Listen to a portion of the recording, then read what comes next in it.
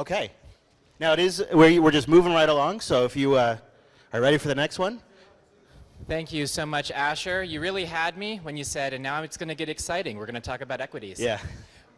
Now, our next speaker is Mimo Contreras, the CEO of Bank, and he is going to tell us about onboarding the unbanked to Bitcoin in Latin America. So can you please give it up to Mimo?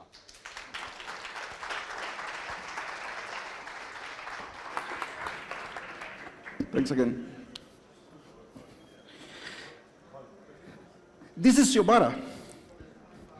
Xiomara, she's a small entrepreneur in El Salvador, and we're going to be talking about her.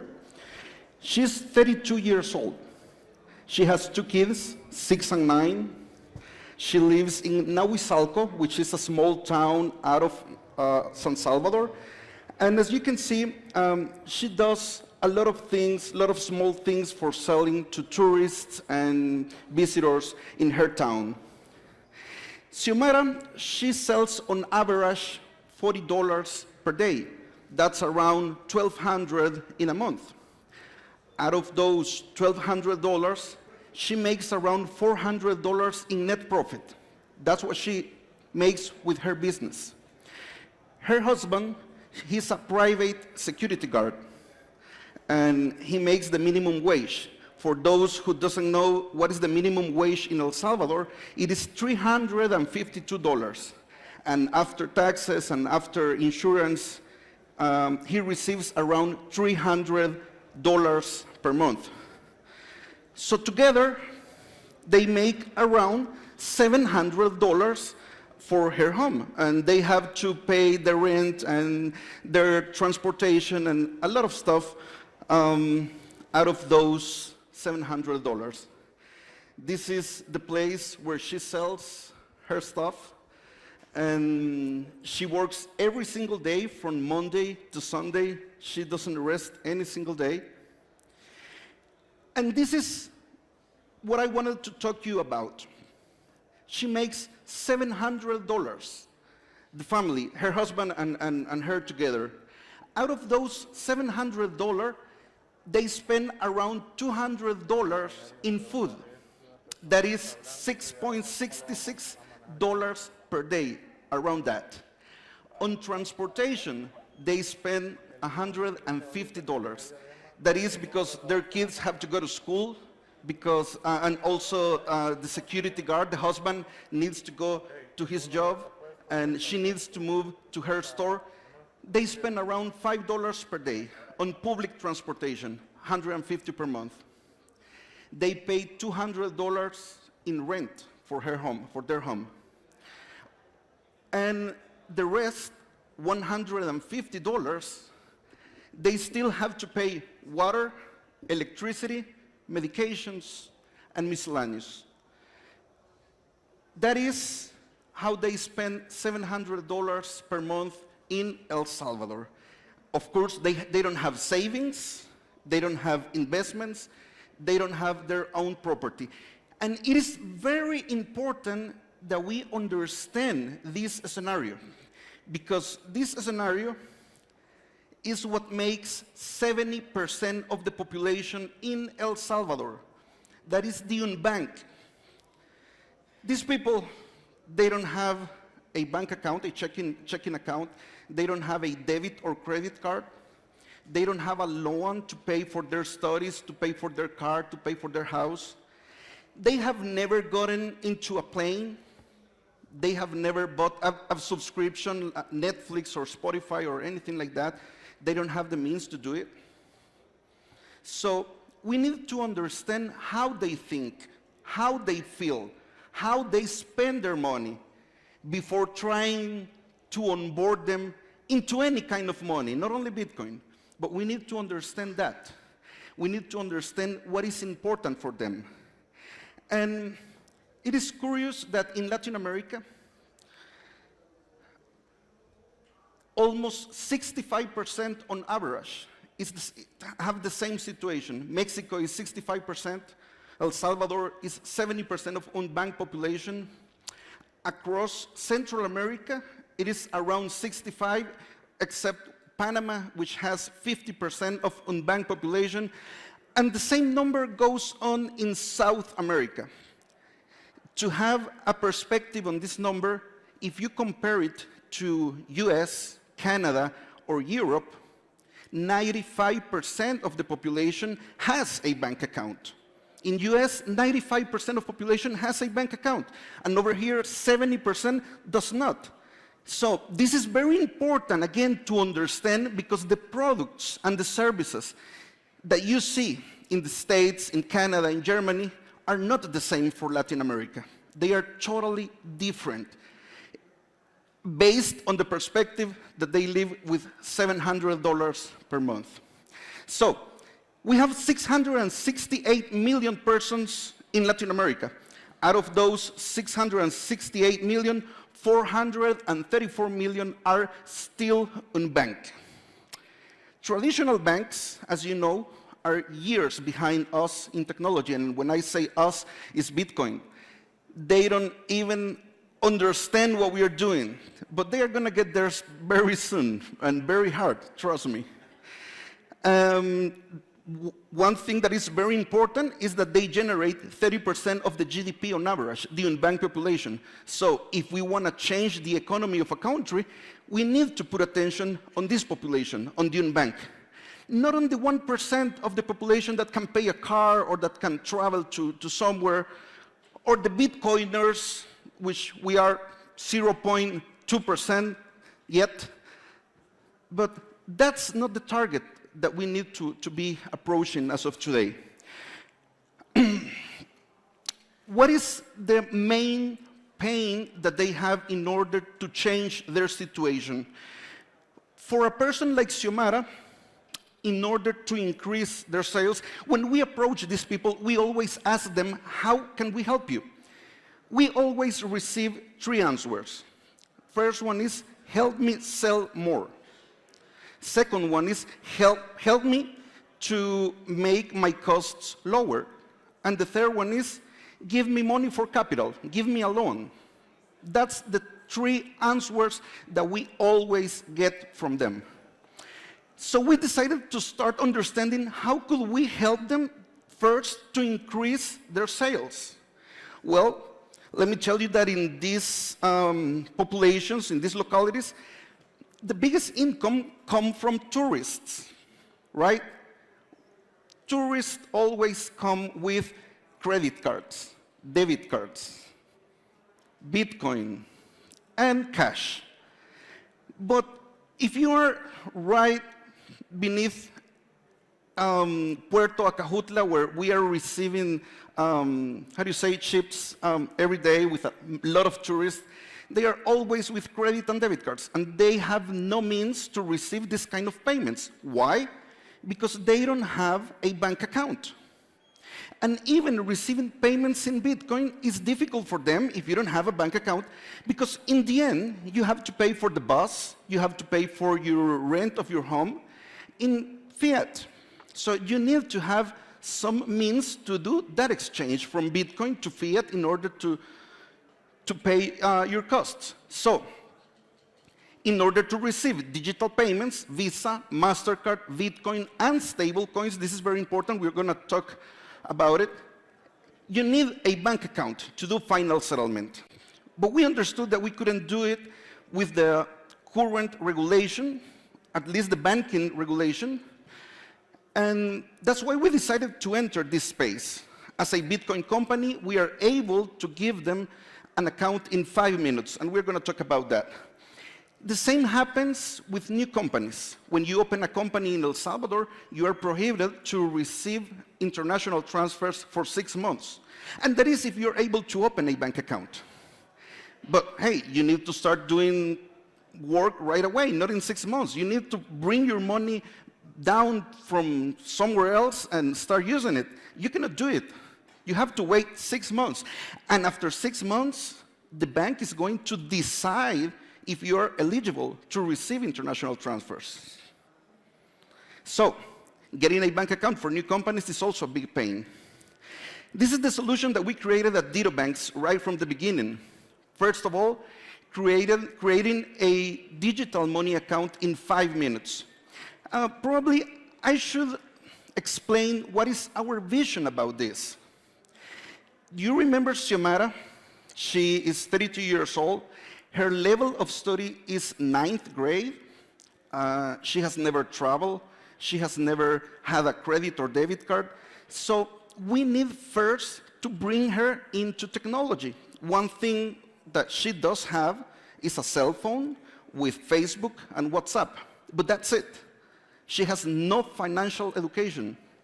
So the first thing that we need to do is to bring her into technology. And when I say bring her into technology, I'm still not saying anything about Bitcoin. I'm talking about giving her some way of managing their money, a way to use her money as she is already used to do it. We need to give her, in some sort of way, fiat rails. If we don't, that lady that lives with $6 per day for food, she's not going to be able to do it. What if we expose her to the volatility of Bitcoin?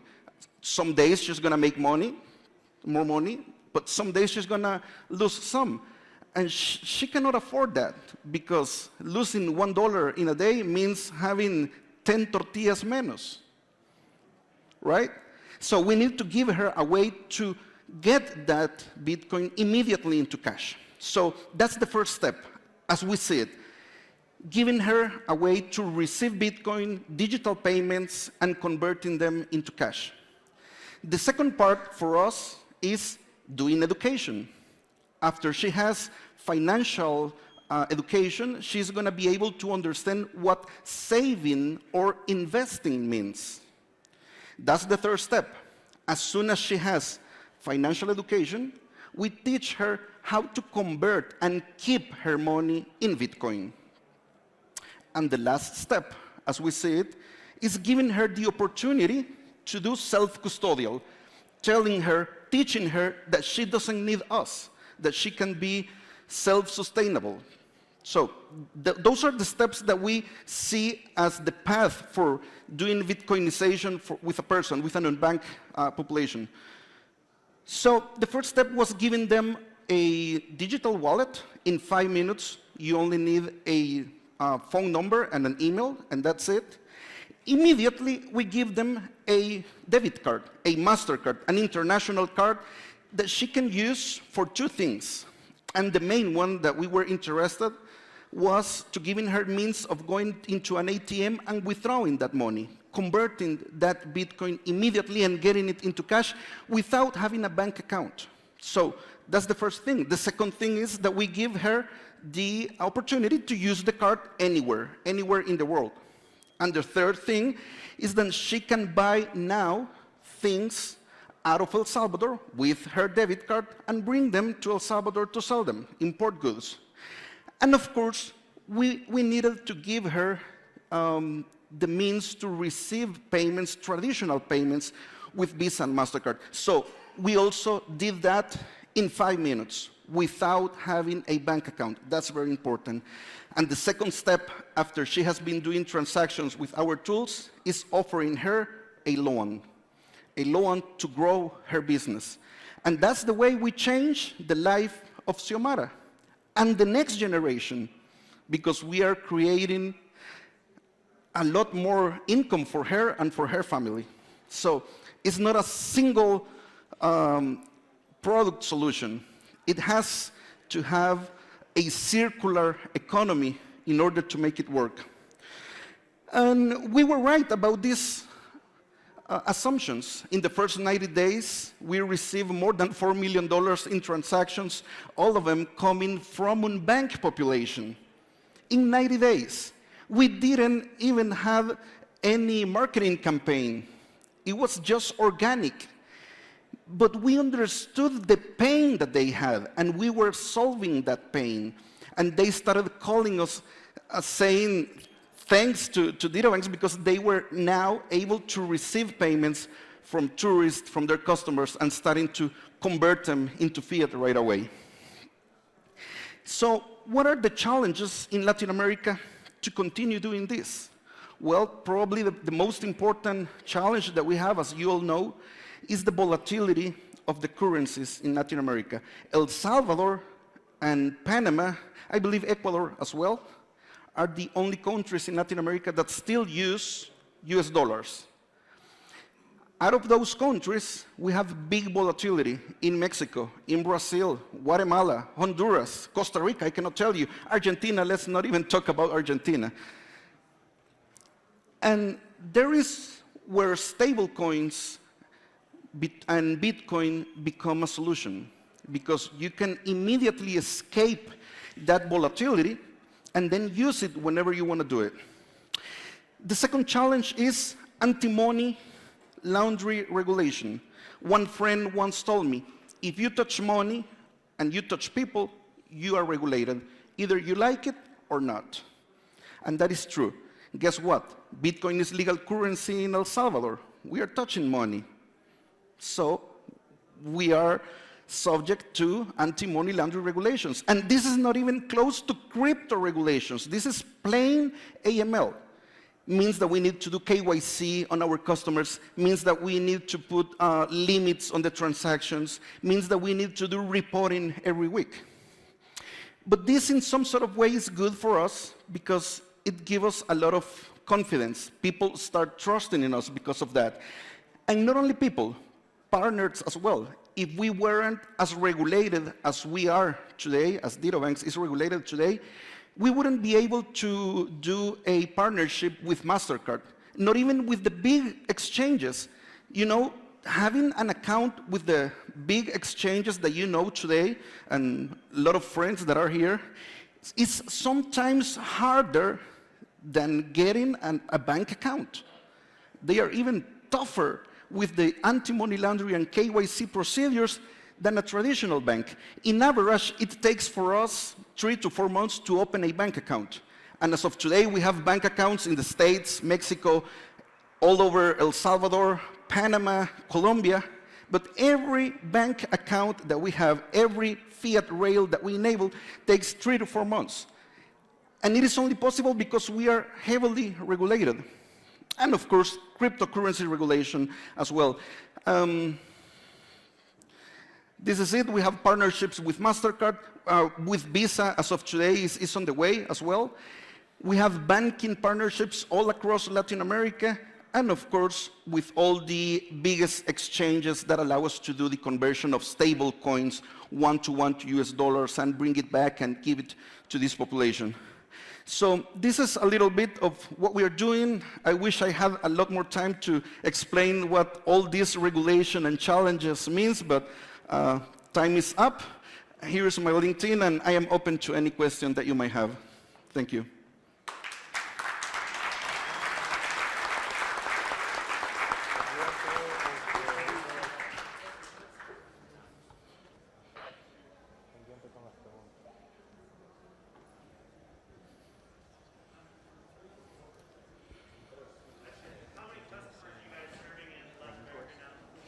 We are open in Mexico as of today, and in El Salvador, we are reaching 10,000 users right now in 120 days. That's very important.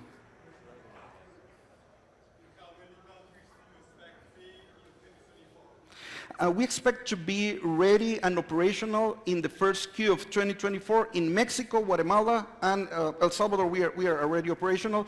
And in the second Q, we expect to be operational in the US and Colombia. And that's it for 2024. What is the limit on amounts that you're able to exchange? What's the highest you're able to? The default limit that we have for our users is receiving $25,000 per month.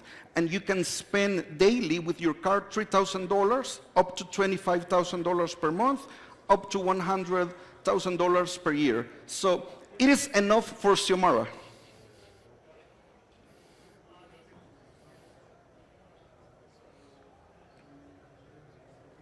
The ultra poor in Haiti, in Nicaragua, do you have plans for would it be applicable in those countries? Yes, regulation is very tough. And what we do is that before thinking in getting into a country, we need to start doing work 10 months before touching that country.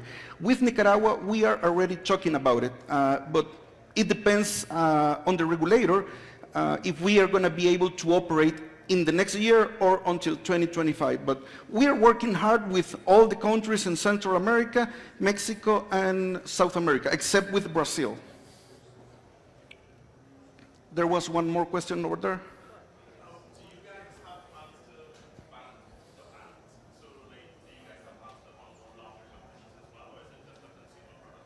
No, we are serving both verticals. We have a complete vertical for businesses and one for individuals. And what we try to do, our vision is to emulate every single product that you would find in a traditional bank. You have to find it on Ditto Banks. For businesses, you have digital accounts, you have corporate cards, you have merchant tools, you have fiat rails, of course, in all Latin America, and most important, because we have the digital assets license as well, we can do tokenization of debt, equity, and future income. And for individuals is the digital wallet that I just showed you. One more.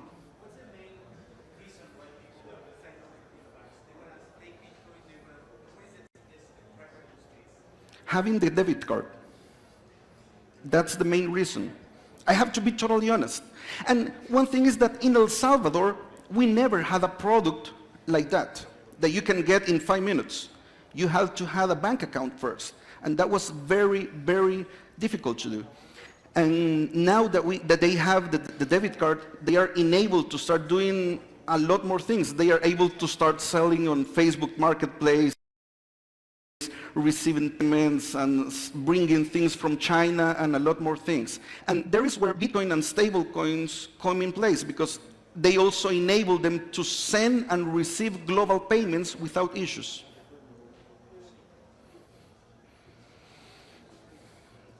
I think the time is up. I don't know if there is a last question. One more in the back. Yes, we do. Yes, we have a vertical just for businesses. Yep. Okay, that's it. Thank you very much.